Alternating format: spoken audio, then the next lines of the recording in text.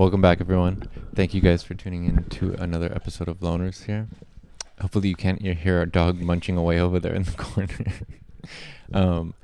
Well, thank you guys for coming back, and we hope you guys have been enjoying our past videos. It seems like you did, especially the Abervan one. I saw you guys were correcting. It's not, you pronounce it with a V. They were saying the Abervan instead of Aberfan, the disaster with the coal. The kids, yeah.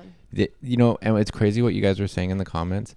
They literally got no like repercussions from the law for that happening.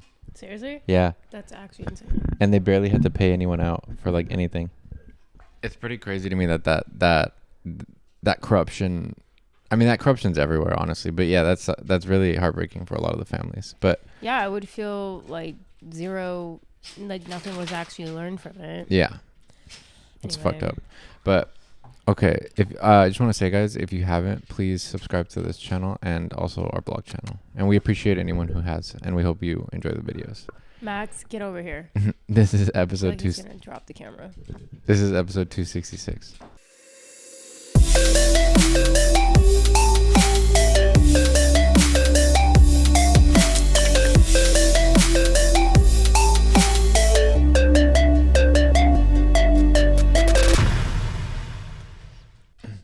Get up here, kid. Always needs to be the center of attention. I know. All right, so today we're going to do a video called Top 10 British Slang Terms You Should Be Using. It's by Watch Mojo. I was going to say Mojo Jojo. Watch Mojo UK. We've done a few videos by them before. But, all right, let's see. The dodgy British accent is optional. Welcome to Watch Mojo UK, and today we're counting down our picks for the top 10 British slang terms you should be using. Before we begin, we publish new content every day. They play this on the plane as you're like flying into the UK. So be sure to subscribe to our channel and ring the bell to get notified about our latest videos. For this list, we're rattling through British slang expressions that are just so bloody brilliant, they really should be adopted by the rest of the world. I'm sorry, the beard with the no mustache or anything, it gives me such a weird vibe. Why do you think you're cool because you have a mustache? No, I remember I did that at one point and it looked pretty weird. Yeah, it does. Yeah. Number 10, Codswallop. Sometimes Codswallop. outright calling someone a liar feels just a little too much. Codswallop, in my opinion. The unassuming Codswallop softens the blow, Does it sound like but you're still calling leaves bullshit? the listener in no doubt that you Sort of. doubt very much that what they're saying is true. Codswallop! Etymologically, it's tricky to trace, but one idea pitches the term as a combination of two other words, cod, which can mean joke, and wallop, which is slang for beer. So, Codswallop is akin to an OTT tale told when you're drunk. Not very believable. Unless, of course, that explanation is Codswallop, in which case, we're back to square one. And it's Codswallop to boot. Number 9, bog standard. I'm sure Dobby's boyfriend could have Bog strolled standard. into an Argos and... That show's really funny. Peep Show. I haven't seen It's such it. a weird. The comedy is so weird in the UK, but like in a good way. It's just funny. I'm gonna start using Codswallop. I'm gonna be like, that's Codswallop. Have fun with that. got a bog standard bracelet from a spotty Saturday girl, but maybe he wanted to get something a little bit special. Too often in our day-to-day lives do we encounter things that are boring, unremarkable, ordinary, or just plain basic. Enter bog standard, a versatile Bog phrase standard. that also has links to the British slang term bog, meaning toilet. Bog standard can be used to describe pretty much anything that lacks any sort of pomp or splendor.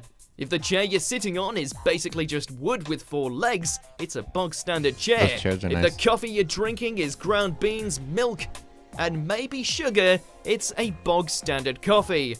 It's predictable, unexceptional, but also familiar and reliable. Right.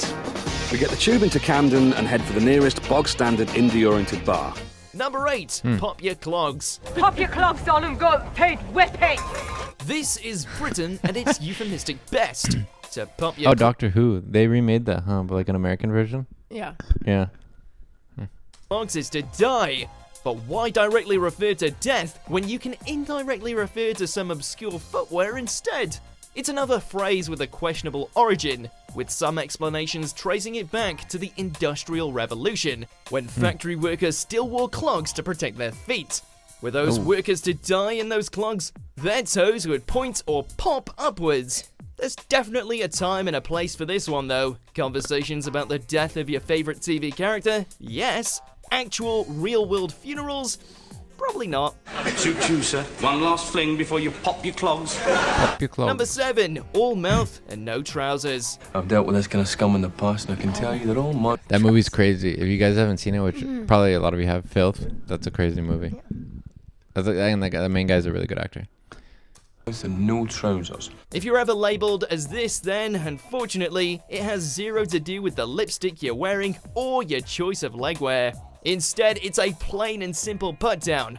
All mouth and no trousers can also be shortened to all mouth, and is essentially the same all as... bark, no bite. Yeah, or all talk, no walk, or whatever.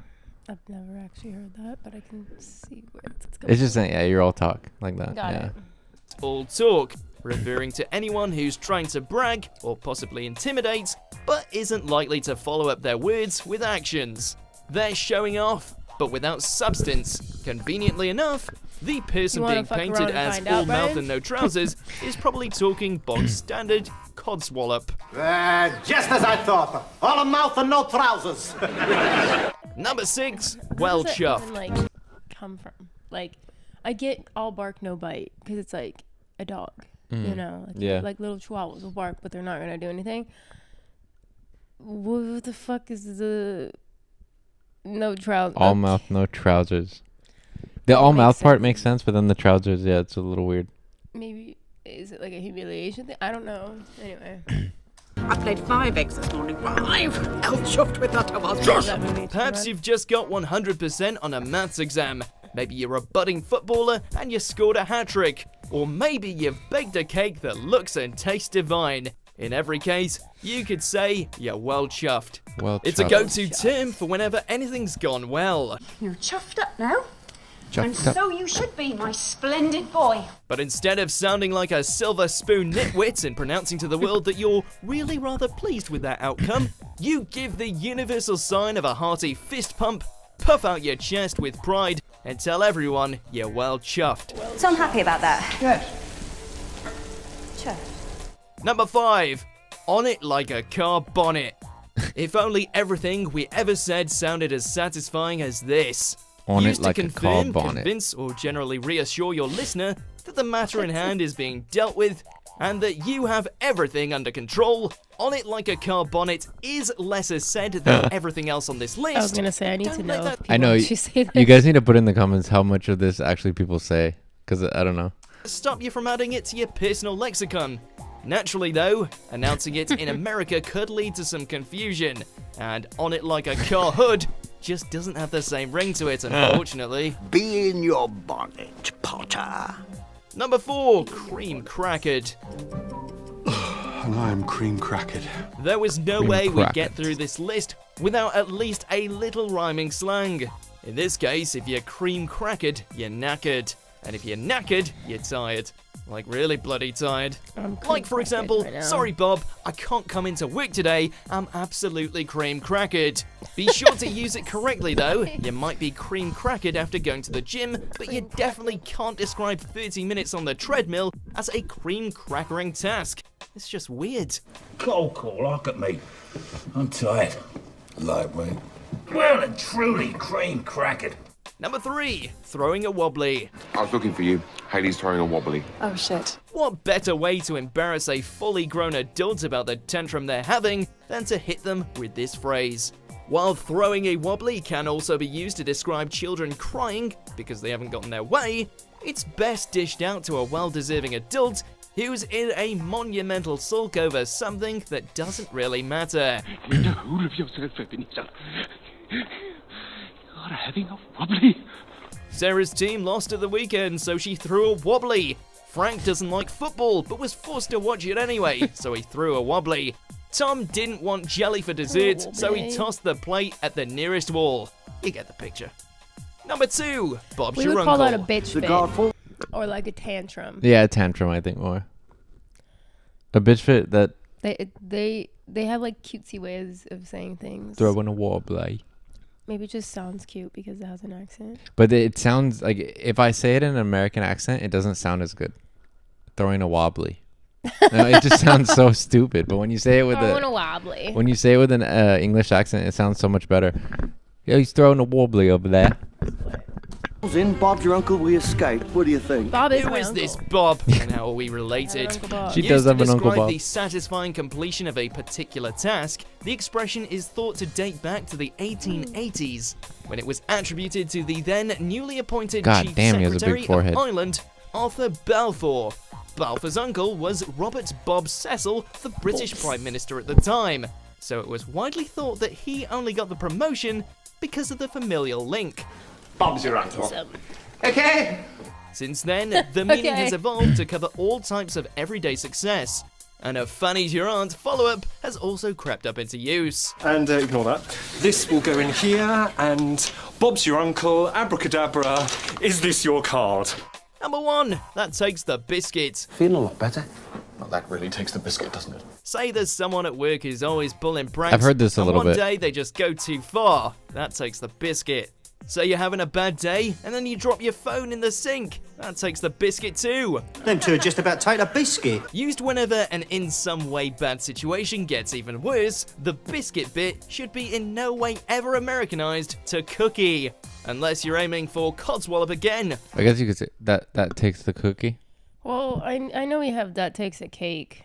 Oh yeah, that's true. But And we don't also use it in the same way. I would say we use like, oh, that was just the needle that broke the camel's back. Or, I never say that. I've heard it, but I never say that.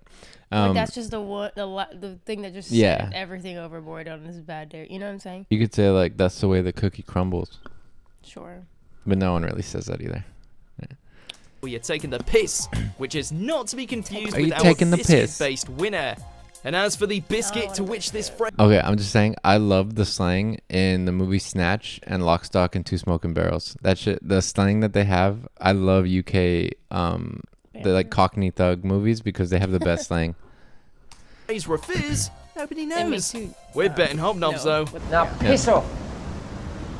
Oh, this really takes the biscuit. Do you agree with our picks? Check out these other great clips from Watch Mojo. All right, Takes the piss. that was a funny one. Yeah, They seem so harmless. it's Like even if you're mad, it just doesn't sound. You know, you just sound harmless. Saying all these things, it's funny. it's a good comment. It's not slang. It's our DNA. Off your trot or on your bike should have made it on the list. Yeah, someone said on your bike means like get lost. All right, let us know which ones you guys Yeah. actually use and which ones are Exactly. just Leave it in the a stretch. comments. Yeah, leave it in the comments, please. All right. Thanks for watching. We'll see you on the next one.